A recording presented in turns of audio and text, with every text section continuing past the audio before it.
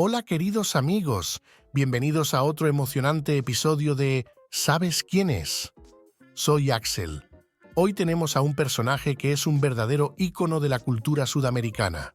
Sí, es tan famoso que incluso tus abuelos probablemente lo conocen. ¿Listos para descubrir quién es? Acompáñenme en esta aventura llena de risas, sorpresas y datos curiosos. ¡Vamos allá! Nuestro amigo es conocido por su ingenio y sus travesuras. ¿Pero quién será? Imagínate a alguien que siempre está un paso adelante de los problemas, aunque, bueno, a veces más bien está metido hasta el cuello en ellos. Este personaje vive en un pequeño pueblo donde todos parecen conocerlo y, cómo no, si siempre anda metiéndose en líos. De hecho, se dice que su nombre está inspirado en una famosa ave de los Andes. Sí, exacto, esa ave que parece estar pensando ¿qué travesura haré hoy? Le encanta usar polera y hojotas rojas. ¿Alguna idea de quién podría ser? Este maestro del humor siempre tiene una salida ingeniosa para todo, incluso cuando parece que el mundo entero conspira en su contra. Así es, amigos, nuestro personaje de hoy es nada menos que el inigualable, el irreverente, el siempre divertido Condorito. Creado por el talentoso chileno Pepo, en 1949, Condorito ha hecho reír a generaciones con sus historias y ocurrencias tan disparatadas que hasta los serios terminan riendo a carcajadas. ¿Recuerdan ese momento clásico cuando cae y, plop, se desmaya de forma teatral? ¡Ja! Nunca falla en arrancar una sonrisa. Ahora vamos a conocer la historia detrás de este personaje emblemático. ¿Sabías que Condorito fue creado como una respuesta al estereotipo negativo de los suramericanos en una película de Disney? Sí, así es. Viajemos en el tiempo hasta el año 1941, un año lleno de cambios a nivel global. Una guerra sumamente destructiva comenzaba a azotar al mundo y reinaba la incertidumbre. Por un lado, la gente necesitaba fuentes de entretenimiento y por otro, la confianza entre países flaqueaba más que una gelatina en un terremoto. Por esos años, Estados Unidos aún no había entrado en la guerra, aunque ya se especulaba que más temprano que tarde tendría que unirse a los aliados para combatir las expansiones de la Alemania nazi y la URSS de Stalin.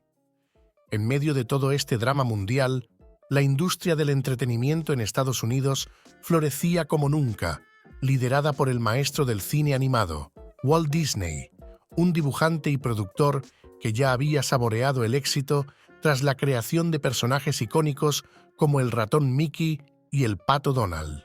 Contrario a lo que se podría pensar de un productor tan exitoso para esa época, ganador de premios de la Academia y con reconocimiento en Europa, Disney tuvo la misión de llegar a Sudamérica a mediados de 1941. Imaginemos a Disney bajando del avión con su sombrero de explorador y una misión clara: encontrar la magia y la inspiración en Sudamérica.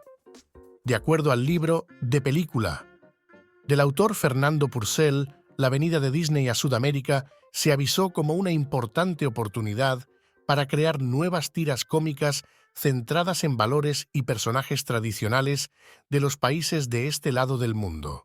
Pero espera, que esto se pone aún más divertido. El viaje de Disney fue una verdadera aventura. Comenzó en Brasil, siguió en Argentina y aterrizó en Chile después de cruzar la cordillera en avión. Imagínate a Walt Disney en su mejor estilo chileanguaso, con sombrero y botas, bailando cueca con los cuatro guasos. ¡Ja! Pero detrás de esto Disney tenía un objetivo muy claro: reunirse con empresarios y autoridades políticas chilenas. Sí, quería crear lazos de confianza y hacer sus proyectos audiovisuales. Según detalla el sitio Memoria Chilena, Disney llegó a Sudamérica con un plan brillante: crear un personaje animado que identificara a cada país en el que había estado. Y no cualquier personaje, sino uno basado en un animal local. No obstante, para los críticos de la época, esta movida de Disney fue vista en parte como un plan maestro del gobierno de Estados Unidos, dirigido por Franklin Delano Roosevelt, para hacerse más cercano a los países sudamericanos.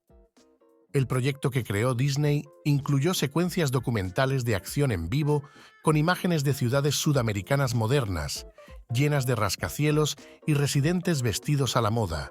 Esto sorprendió a muchos espectadores estadounidenses contemporáneos que solo asociaban rascacielos y moda con las grandes ciudades de su país o Europa. El impacto fue tan grande que la gente comenzó a pensar que América del Sur no era solo selva y sombreros, sino también un lugar vibrante y moderno. Al proyecto le fue tan bien que el historiador de cine Alfred Charles Richard Jr. comentó que éste logró en unos pocos meses lo que el Departamento de Estado de Estados Unidos no pudo hacer en 50 años. Es como si una película con un pato y un loro hubiera unido a las Américas más rápido que una conferencia internacional con cientos de trajes. Estados Unidos estaba en una especie de operación amistad para afianzar su posición en Sudamérica mientras se preparaba para el combate en Europa. Necesitaban una figura consolidada, alguien que no solo atrajera la atención, sino que también ayudara a tejer lazos fuertes y amistosos, mostrando que la región tenía mucho que ofrecer. Para este fin, en 1942, Disney lanzó la película Saludos amigos. Pero las vueltas del destino. Resulta que, para Chile, Disney creó un personaje llamado Pedrito el Avioncito. Sí, un avión animado que se pasaba el día volando por la cordillera de los Andes para entregar correspondencia a Argentina. De animal, nada de nada. Imaginen la sorpresa y las risas nerviosas cuando los chilenos vieron a Pedrito, un avioncito que parecía más perdido que un turista en una feria local. La gente se preguntaba, ¿dónde está nuestro personaje? ¿Un avión? Pero si en Chile tenemos cóndores, hubiera sido mucho mejor. Además, debería ser un animal. ¿De eso no iba la película? Y es que, mientras Brasil había recibido a José Carioca, un personaje animado, vibrante y lleno de ritmo, los chilenos se quedaron con un avioncito que, aunque era muy diligente, no tenía mucho de chileno. Podría haber sido cualquier avión del mundo. Así que no es de extrañar que algunos chilenos se sintieran un poco molestos. Ellos querían algo que realmente reflejara su cultura y no un avión de servicio postal en vuelo eterno. Atención, voy a hacer spoiler. El corto dedicado a Chile, lanzado en 1942, es una historia que tiene de todo: drama, valentía y, por supuesto, un avioncito llamado Pedro. La familia de Pedro está a cargo de llevar el correo de Santiago a Mendoza cruzando los imponentes Andes. Pero cuando su padre se enferma, le toca a nuestro valiente Pedro asumir la misión. Imagínate la escena. Pedro, el pequeño avión con el corazón de un león, tiene que enfrentarse a un terrible gigante, el Monte Aconcagua, la montaña más alta de Sudamérica. En la película, el Aconcagua es retratado como un gigante dormido, una verdadera muralla vertical que hace que Pedro se sienta como una hormiguita enfrentando a Godzilla. En la primera parte de nuestra historia, conocemos a la familia de aeroplanos, los valientes encargados del servicio aeropostal entre Chile y Argentina. Un trabajo de altura, literalmente. Pedro, decidido a demostrar su valía, llega a la escuela de aviones, donde, sobre la puerta, ondean orgullosamente el escudo chileno y la bandera. Pedro está listo para la aventura. En su viaje hacia Argentina, Pedro vuela como una estrella, recogiendo la correspondencia con una destreza que ni él sabía que tenía. Todo va sobre ruedas, o en este caso sobre alas, cuando se encuentra con otro personaje interesante, un cóndor. ¿Quién diría que un cóndor y un avión podrían cruzar caminos en lo alto de los Andes? Pero ahí estaba, el cóndor, mirando a Pedro con ojos curiosos, y Pedro, ni corto ni perezoso, decidió que sería divertido jugar al gato y al ratón con esta imponente ave. Y como si eso no fuera suficiente, de repente Pedro se encuentra en medio de una tormenta desatada. ¡Ay, Pedrito! Imagina a nuestro valiente avioncito zigzagueando entre relámpagos y ráfagas de viento con la determinación de un héroe de acción. Y de repente se encuentra con el Aconcagua. ¡Qué miedo! Mientras Pedro se oculta en las nubes para evitar al temible Aconcagua, el gigante dormido de los Andes, nos damos cuenta de que esta montaña tiene una personalidad propia en el cortometraje. Es un gigante asustador que podría protagonizar una película de terror. Pero Pedrito no se deja intimidar. Con cada trueno hace un giro audaz. Con cada ráfaga de viento ajusta sus alas con precisión. Ni el Aconcagua ni las tormentas pueden detener a este pequeño campeón.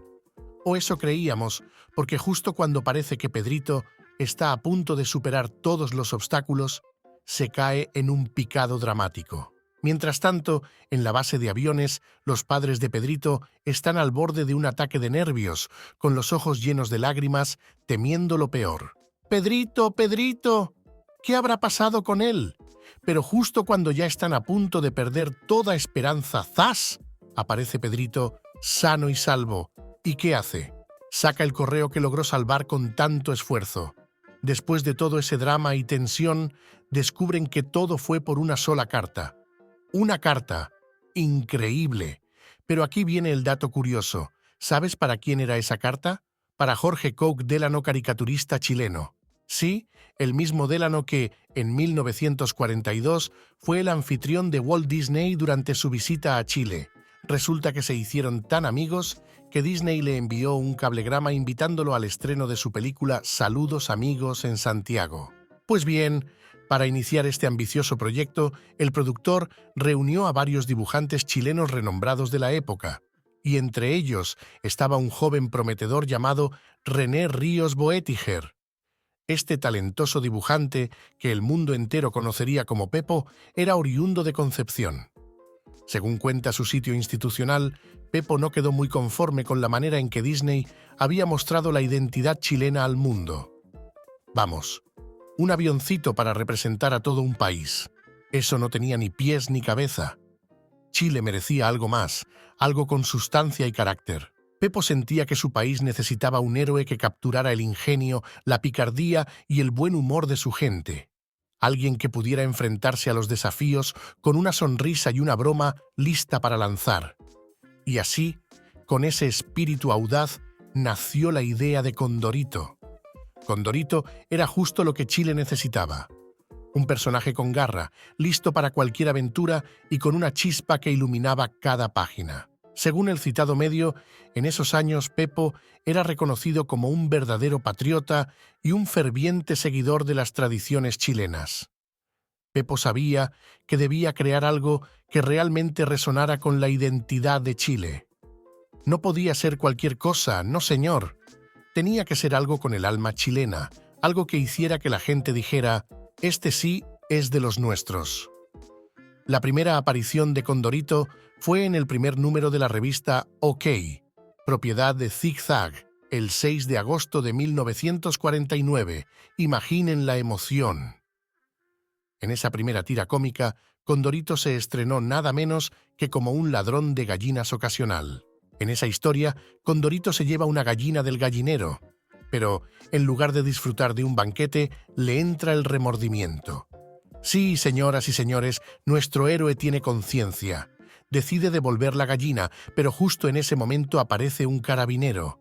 Y Condorito es detenido y llevado a la cárcel.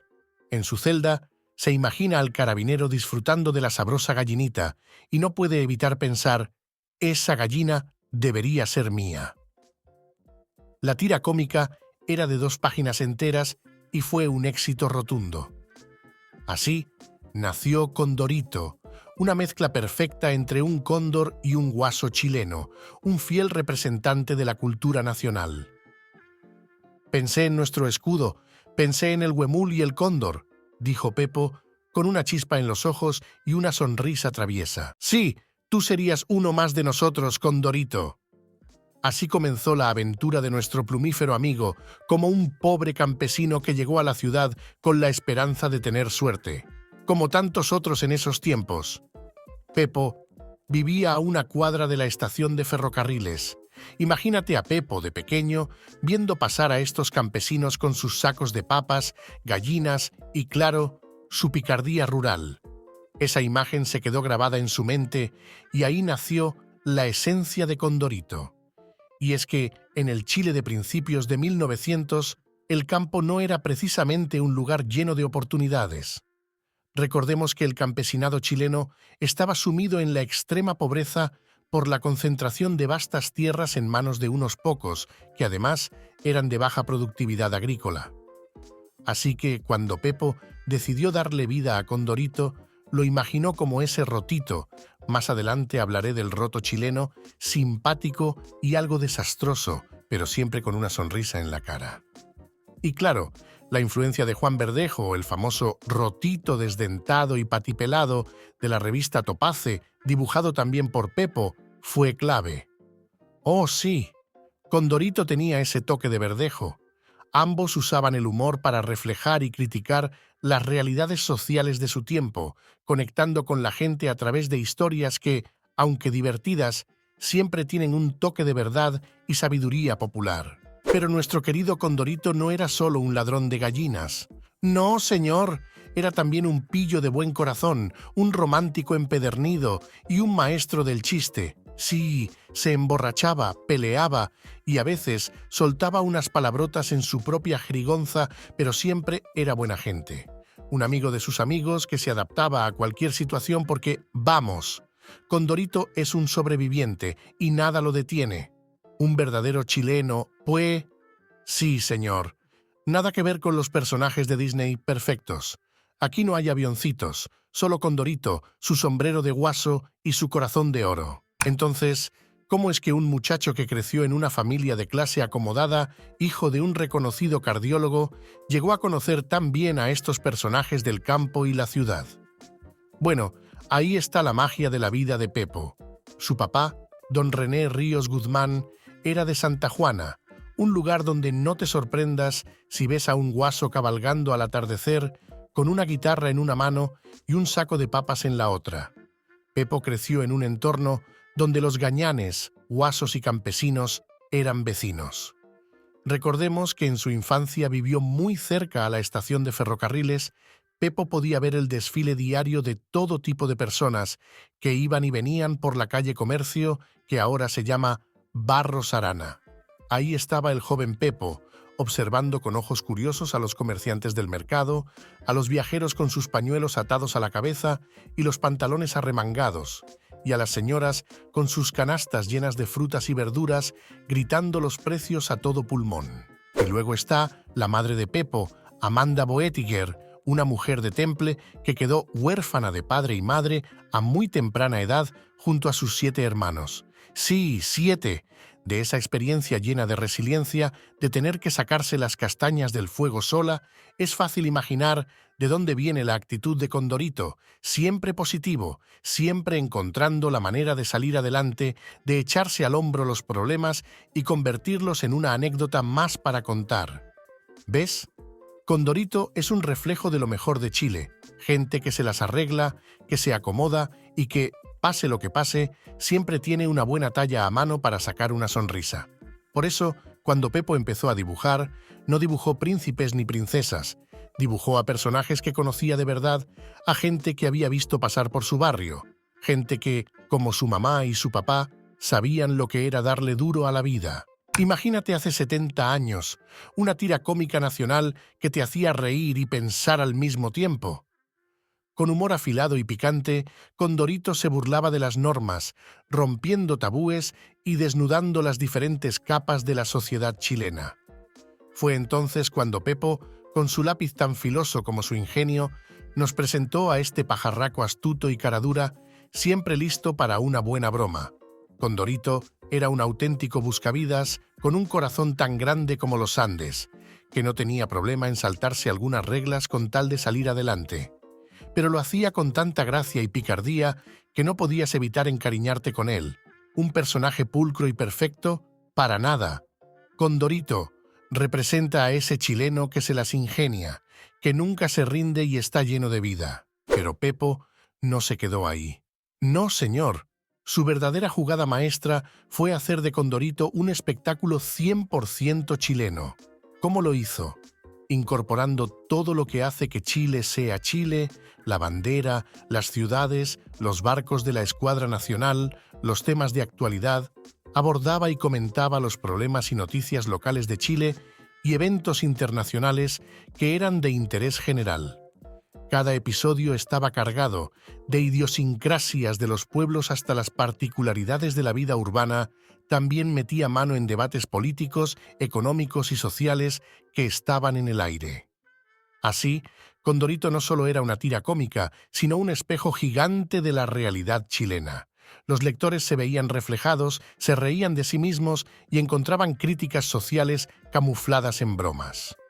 Pepo convirtió su tira cómica en una plataforma para comentar sobre lo que estaba ocurriendo en el país y en el mundo. Condorito no solo fue un ícono de la chilenidad, sino también un cronista humorístico de su tiempo. Pero había algo más: los estereotipos. Porque, seamos honestos, en Chile los estereotipos siempre han sido parte de nuestro humor y cultura. Pepo, con su agudeza característica, los usó para dar vida a los personajes que rodeaban a Condorito. Cada uno de ellos reflejaba aspectos de la sociedad chilena de los años 40 y 50, como Condorito, el campesino humilde que se las arreglaba para sobrevivir en la ciudad, mostrando actitudes típicas de la época, como el machismo y la infidelidad ocasional, mientras era celoso de su querida Yayita. Yayita, por su parte, representaba a la mujer coqueta y atractiva que despertaba suspiros, un reflejo de los estándares de belleza y el rol que se le asignaba a la mujer en esos tiempos. Y ni hablar de los suegros, Tremebunda y Quasimodo, que soñaban con subir en la escala social casando a Yayita con alguien más decente, como el insufrible Pepe Cortisona, un personaje que simboliza el desprecio, la discriminación y el afán de subir en la escala social. Y los amigos de Condorito, siempre listos para una buena comida, un trago y una conversación futbolera en la cantina. Entre ellos Garganta de Lata, por ejemplo, que representaba esa realidad común del alcoholismo, una plaga que afectaba a muchas familias en esa época. Sin embargo, es importante reconocer que estos personajes, aunque fueron creados para entretener, también perpetuaban estereotipos que pueden reforzar prejuicios y limitar la manera en que vemos a los demás. Según Alejandra González, autora de Macondo y Pelotilleue, los personajes de la historieta muestran de manera cruda y humorística temas como el alcoholismo, el ansia por escalar socialmente, el arribismo, la altanería, la envidia, la búsqueda del mal del otro, la discriminación, reflejando los estereotipos del Chile de aquellos tiempos. El éxito de Condorito radica en cómo, a través de un humor satírico, captura una versión exagerada de la realidad chilena. Con su humor aparentemente inofensivo, Condorito desnudaba las complejidades de la sociedad chilena y suramericana, desde las aspiraciones sociales hasta la política, pasando por los movimientos revolucionarios y las dictaduras militares, todo con una agudeza propia del genio de René Ríos y su equipo. Y así seguimos con las aventuras de Condorito. Imagínense los años 50 en Chile, un país en plena transformación, con la gente mudándose del campo a la ciudad en busca de mejores oportunidades. Y ahí, en medio de todo, está Condorito, mostrando con humor las marcadas diferencias sociales de la época. Jorge Montealegre, un experto en el tema, dice que el perfil de Condorito en las primeras caricaturas está enfocado en el roto chileno. ¿Roto qué? Sí, el roto chileno. Un término que empezó siendo despectivo, pero con el tiempo se transformó en el símbolo de la identidad nacional. Representa al minero, al guaso, al soldado, al bandido. En el siglo XIX, en Chile, el término roto no era precisamente un piropo. Se usaba de manera despectiva para describir a las personas de las clases bajas urbanas, esas que llevaban la ropa tan desgastada que parecía que habían sobrevivido a 1000 batallas, y probablemente lo habían hecho. Eran los pobres que, con sus trajes descosidos y su actitud despreocupada, no encajaban con los modales finos de las élites. Vamos, que el roto era como el amigo que llega a la fiesta con la camisa arrugada y el peinado de recién levantado. La verdad es que, para las clases altas, el roto era un personaje de baja educación y sin modales refinados, era considerado inferior y visto con bastante desprecio, como si llevar pantalones remendados fuera un pecado capital. Pero cómo cambian las cosas. A medida que avanzaba el siglo XIX y entrábamos al siglo XX, la percepción del roto empezó a dar un giro tan grande como una vuelta en una montaña rusa. De repente, esas mismas cualidades que antes eran motivo de burla empezaron a verse bajo una nueva luz. La humildad, la resistencia, el trabajo duro y, claro, la valentía que tenían para enfrentar cualquier situación, incluso cuando las circunstancias les jugaba en contra. Fue durante la Guerra del Pacífico, entre 1879 y 1884, cuando el roto chileno se ganó un lugar en el podio de los héroes populares. Los soldados, muchos de ellos provenientes de estas clases bajas, demostraron en el campo de batalla que, aunque sus ropas fueran humildes, su espíritu era más fuerte que nunca. El roto pasó de ser el chico pobre del barrio a ser el héroe que, a pesar de sus orígenes, luchaba con una determinación digna de admiración. Así, el roto se convirtió en un símbolo positivo, representando el espíritu combativo y la fortaleza del pueblo chileno. Para el siglo XX, el roto ya no era solo un tipo con ropa remendada. Ahora era una figura emblemática de la identidad nacional chilena. Era el campeón del trabajo duro, el defensor de la autenticidad y la prueba viviente de que no importaba cuántas veces cayera, siempre se levantaba con más fuerza. Su actitud desafiante y su personalidad resiliente lo convirtieron en un símbolo de orgullo nacional. El roto dejó de ser una figura despreciada y pasó a ser el ícono de la resistencia y la rebeldía contra las imposiciones de los sectores más privilegiados. ¡Qué historia de redención! Y no podemos olvidar las instituciones muy chilenas que Condorito abordó con su estilo único. Una de ellas es el compadrazgo. El compadrazgo es una relación social y cultural en la que una persona, llamada padrino o madrina, asume la responsabilidad espiritual de otra persona, generalmente un niño. Imaginen a Don Chuma, el mejor amigo de Condorito, como un padrino, siempre listo para dar un consejo sabio o una ayuda desinteresada. Y por supuesto, el guacherío a través de Coné, el simpático sobrino de Condorito.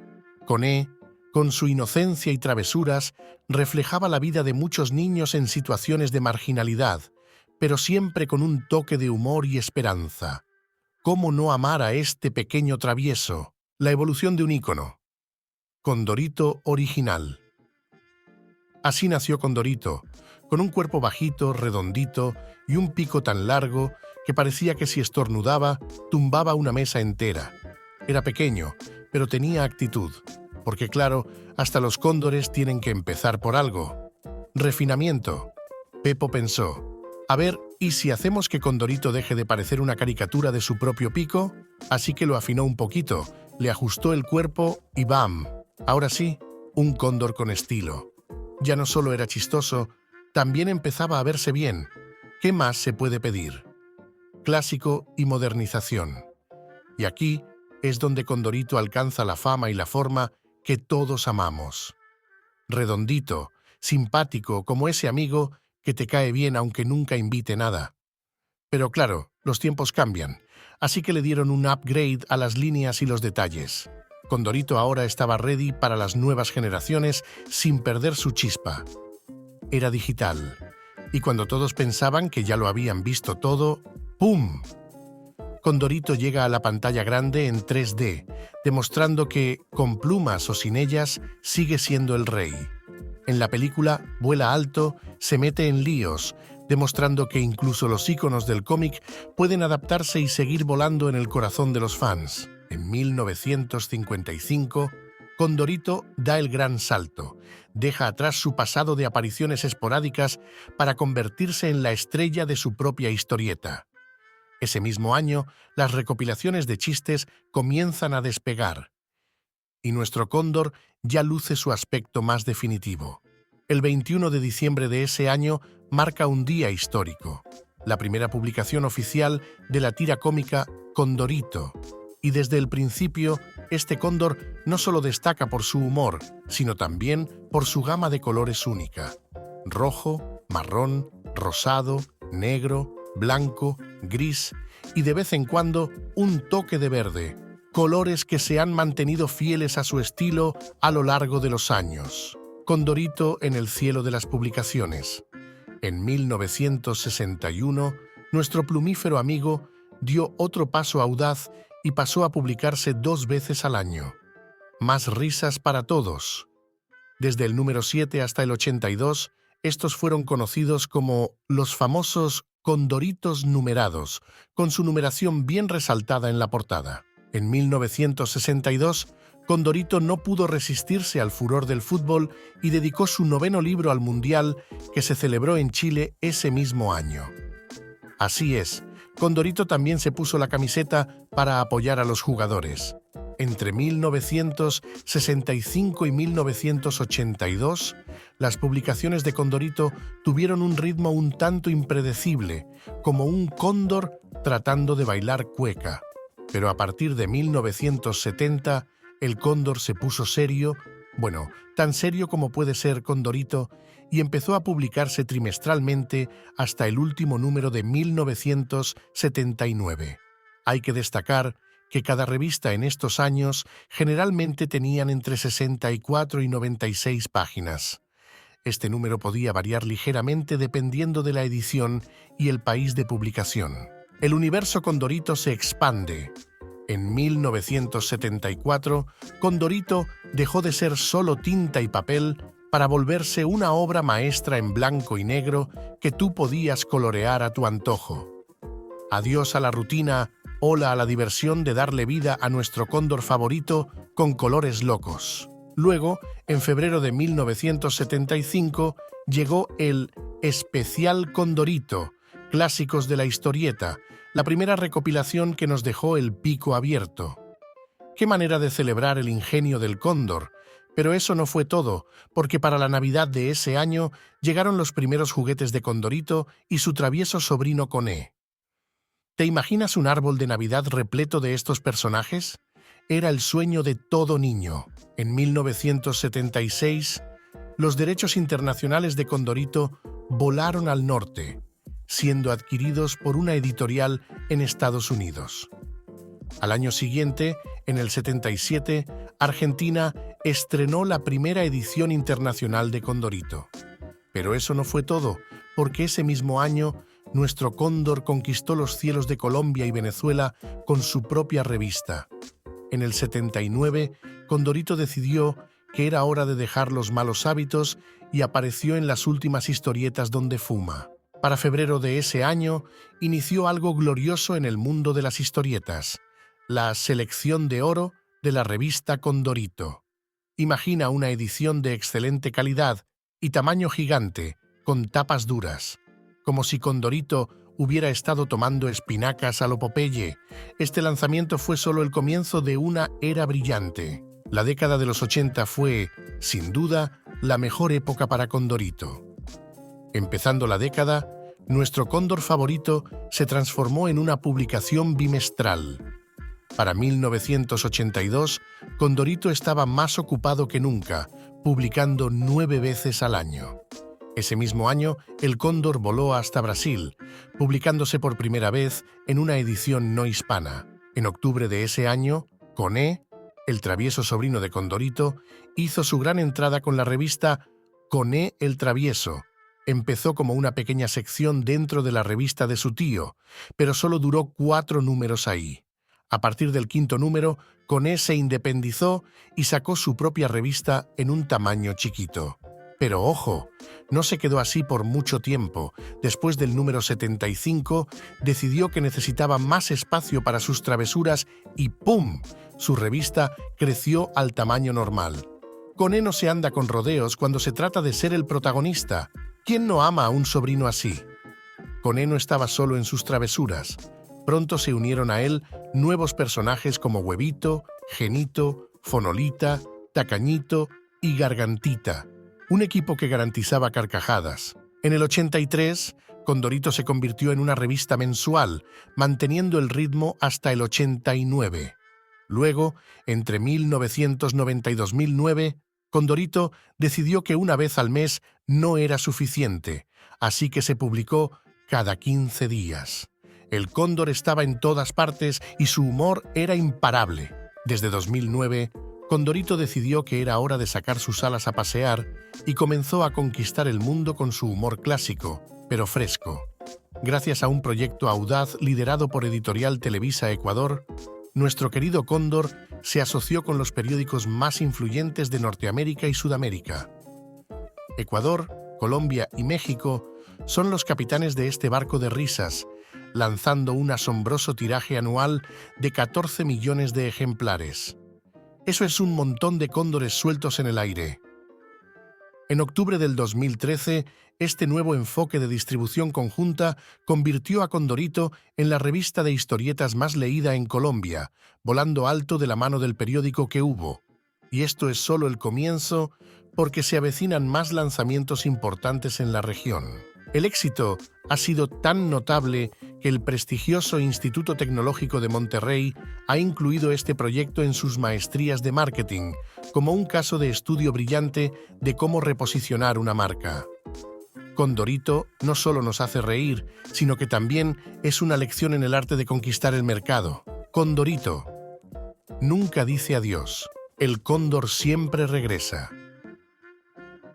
El 20 de febrero de 2019 marcó un cambio inesperado en la vida de Condorito, con el cierre de Editorial Televisa Chile. En marzo del mismo año, Televisa en México y Colombia decidió terminar la licencia sobre Condorito. Vamos que parecía el fin, pero todos sabemos que no se puede mantener a un buen cóndor en tierra por mucho tiempo. Nuestro cóndor favorito es famoso por reinventarse y en 2020 Condorito alzó el vuelo de nuevo, esta vez con World Editors Chile, publicando un compilado de volúmenes titulado Las mejores historias de Condorito. Qué mejor manera de volver que con una colección de sus aventuras más hilarantes. Y como si eso no fuera suficiente, en enero de 2021 se sumó un segundo compilado de 10 volúmenes titulado Lo mejor de Condorito. Cuando Condorito fue cancelado tras 64 años sin interrupciones, era una crónica de una muerte anunciada, reveló el guionista de historietas Gonzalo Ollanedel para el diario La Tercera. Ya no está el interés de hojear ese viejo ejemplar. La gente se divierte mucho más en redes sociales. Dato curioso, ¿sabías que Condorito también vivió la pandemia del COVID-19? Así es. Durante esos tiempos difíciles, se lanzó un tomo especial en el que nuestro querido personaje se enfrentaba a la nueva normalidad. Con su característico humor y picardía, Condorito y sus amigos nos enseñaron la importancia de cuidarnos, usar mascarilla y mantener la distancia, todo mientras sacaban carcajadas en cada página. Este especial no solo fue una forma de hacer reír, sino también de conectar con la realidad que todos estábamos viviendo, demostrando una vez más que Condorito siempre está presente en los momentos importantes. El humor de Condorito, risas para todos los gustos. En el universo de Condorito, cada pequeña historia es un universo en sí mismo, lleno de risas y sorpresas. ¿El secreto de su éxito? Cada tira cómica tiene un final cómico que te dejará con la mandíbula desencajada de tanto reír. Una de las características más icónicas es ese momento en que uno o varios personajes se desmayan después de vivir una situación tan vergonzosa o ridícula que la única respuesta posible es un rotundo plop. Y por si eso fuera poco, cuando las cosas no salen como esperan, Condorito y sus amigos siempre están listos para gritar «Exijo una explicación». Uno de los encantos únicos de Condorito es que, además del famoso diario El Hocicón, típico de Pelotillehue, los kioscos están llenos de revistas internacionales con nombres parodiados que nos sacan una sonrisa. ¿Quién necesita leer vanidades cuando puedes disfrutar de Vanidosa? O mejor aún, ¿por qué leer Cosmopolitan cuando Cosmopolita tiene todo lo que necesitas saber? Las parodias son geniales. Mal hogar para los que prefieren un hogar no tan perfecto, Feo mundo para los que buscan lo opuesto a la belleza y Mecánica impopular para los menos entusiastas de la ingeniería. Y si tienes ganas de reírte con más títulos, ¿qué tal una dosis de Nada Interesante, una revista que dice lo que piensa, o Vago, la edición para los más relajados de la moda, el humorista que se burla del economista y casos como respuesta cómica a cosas. Pero eso no es todo. Feomundo por Geomundo y hasta Ideas para robar, que claramente se inspiró en ideas para tu hogar. La lista sigue y sigue. Yo en lugar de tú, Sputnik por Sputnik, sin lecciones por selecciones, conozca menos por conozca más. Asimismo, por lo general, también venden revistas supuestamente para adultos, ya que, en sus portadas, casi siempre aparece una mujer ligera de ropa, haciendo que los personajes de Condorito se pongan rojos de vergüenza o de interés. ¿Quién sabe? ¡Ah! Y hasta aquí llega la primera parte de este divertido viaje por el mundo de Condorito, queridos amigos, pero esto no termina aquí.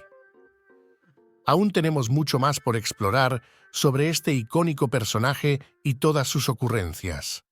Así que, si quieres saber más, no te olvides de darle like al video, contarnos si te gusta Condorito, dejarnos cualquier comentario al respecto, también suscribirte al canal y activar la campanita para que no te pierdas la segunda parte. Nos vemos en el próximo episodio de ¿Sabes quién es?